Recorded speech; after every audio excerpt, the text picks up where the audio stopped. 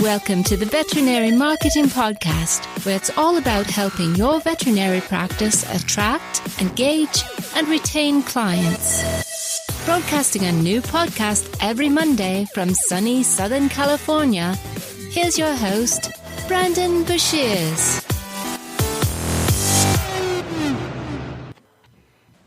Hey there, everybody. Welcome to episode number 200 and a half of the Veterinary Marketing Podcast. Hope you're doing wonderful, having a great day. Today's episode, I'm going to tell you about two spots that I think are super underpriced when it comes to either ad spend or attention and just the amount of attention that you can get, especially with your clients. And so let's talk about this really quick. I'm going to definitely do an in-depth episode on one of these platforms because I think it's really emerging, and you're probably going to guess what it is here. Before we begin, though, be sure to join the Facebook group, The Veterinary Marketing Nerds, if you haven't done so already. Ask questions, and if you need any help, that's definitely the best place to get help.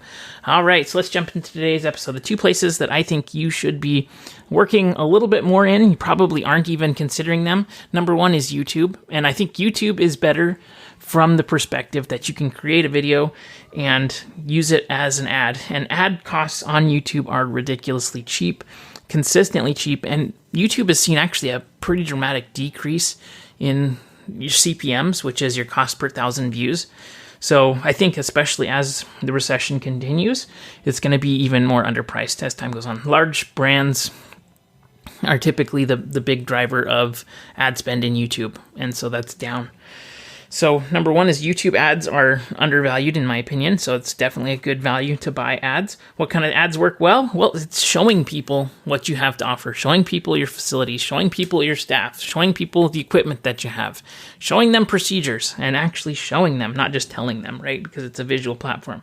So we need to show them and create an ad, target geographic-based areas. And the cool thing about YouTube is that when people see that your YouTube ad, it's pretty uncommon. And so have this for a lot of clients that do AdWords. We also have a YouTube placement. It's done through AdWords.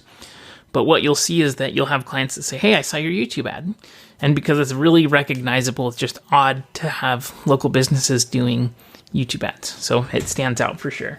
The next thing that I think is super, super important is getting on TikTok. And this sounds really weird, but especially with everybody in quarantine right now, TikTok is surging in popularity. It started out a couple years ago as a very young platform. Demographics were, early teens and things, but now it is getting mainstream.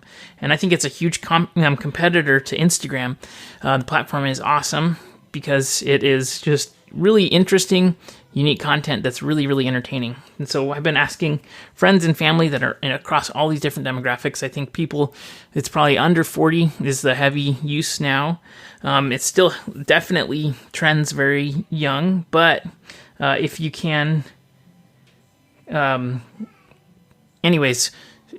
you can get on there and start creating content, it's just super short, fun clips, and that way you're able to create content that's really engaging and will stay in front of your clients. The thing that you're going to want to do is push from other platforms onto TikTok and share TikToks on your Instagram and Facebook and things. But we'll definitely be doing more on that in another episode. So if you have any questions, comments, or need help with anything, please don't hesitate to reach out, and we'll see you on the next episode. Have a great day, everybody.